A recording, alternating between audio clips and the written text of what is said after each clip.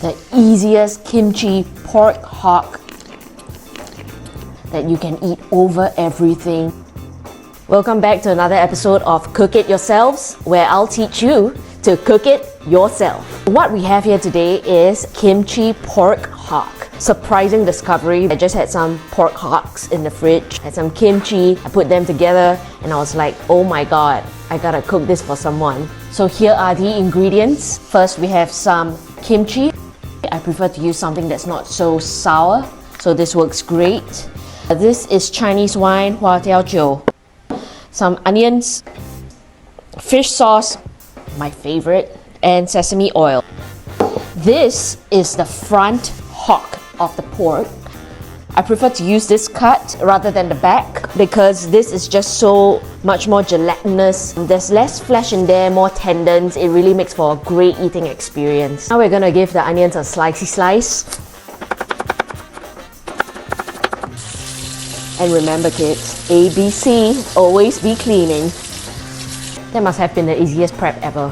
For the pork hock, I think one important thing to note is that when you're at the butcher, get them to really get everything off and cut them into smaller pieces for you, and that will really save on your prep work. So now we're gonna have some sesame oil, liberal. In goes the onions. I'm gonna saute them until translucent.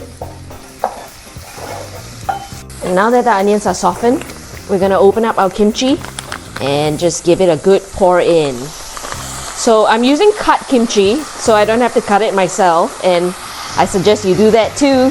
Any amount of kimchi is fine, the more the better, whatever you like. That smells so good. Now we're gonna put our pork in. So we're gonna turn the fire down to low, just so nothing gets burned. And at this point, you're actually gonna stir it up. This is a simple, messy, delicious dish. At this point, we're gonna pour in some Chinese wine. I'd say 2 caps full. Yeah. Add in a cup of water. At this time, we're gonna add some fish sauce, just a little bit. We'll taste again later and then we'll adjust. We're gonna make an Otoshibuta, which is a drop lid. It's very easy. This drop lid will help our meat to cook evenly without a cover. It allows for more evaporation. The sauce will get all saucy and sticky and nice. So we're just gonna fold it like that and we're gonna cut it as big as our radius. And we're gonna cut some holes.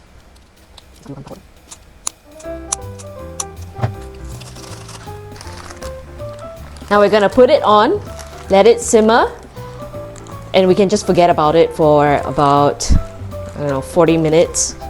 So I left it in for about an hour, and now look at that, delicious. The flavor is all permeated through the meat. Oh, can't wait.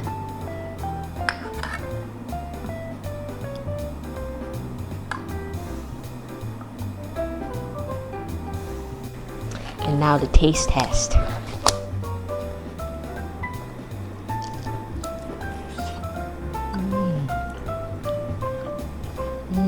Just the texture that I love.